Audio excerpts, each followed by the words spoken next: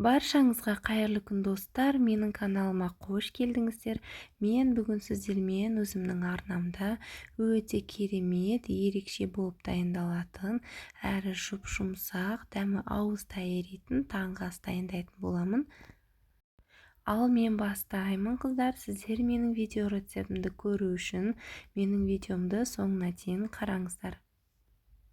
Және де менің каналыма тіркеліп кетуді ұмытпаңыздар достар. Ал біздің таңғы асымызға қажетті заттар осындай 6 дана жұмыртқа, одан кейін сүт, дүкендікі немесе қолдыңкі болса да ешқандай айырмашылық жоқ. Одан кейін менде комо сыры осыдан 50 грамдай осылай үккіштен өткізіп дайындап алдым. Ең алдымен осындай таза ыдысымызға сүтімізді құйып алатын боламыз.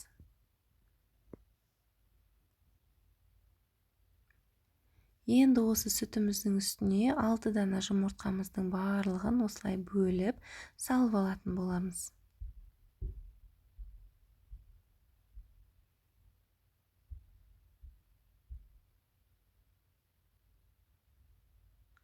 Жұмыртқаларымыздың барлығын осылай венчигіміздің көмегімен қатты емес, жай ғана араластырып алатын боламыз. Үстіне осының тұзымызды саламыз. Алдын ала дайындап қойған сырымызды салып алатын боламыз. Барлығын жақсылап араластырып алатын боламыз. Осы аралықта газымызды 180 градусқа қойып қыздырып аламыз.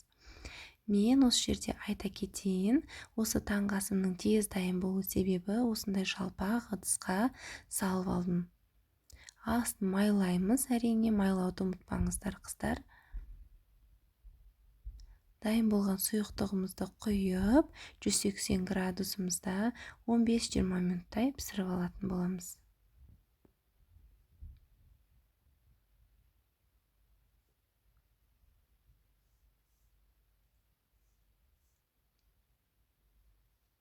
Негізі қыздар, қандай ыдысқа салсаңыздар да өз еріктеріңіз барлық ыдыстарда пісе береді.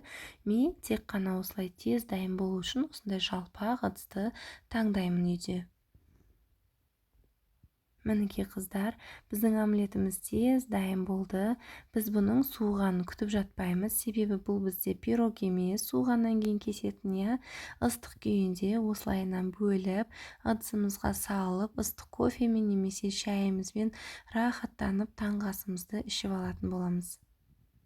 Ал қыздар, маған ас болсын, дәмі сондай жұмсақ, үлпілдек, өте ерекше тәтті болыпты.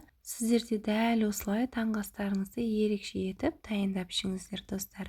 Ал мен сіздермен келесі осындай керемет рецептермен кездескенше қоштасамын қыздар, сау болыңыздар. Ал сіздерге менің видео рецептім ұнап жатса, менің каналыма тіркеліп, лайк басып, пікірлеріңізді қалдырып кетіңіздер.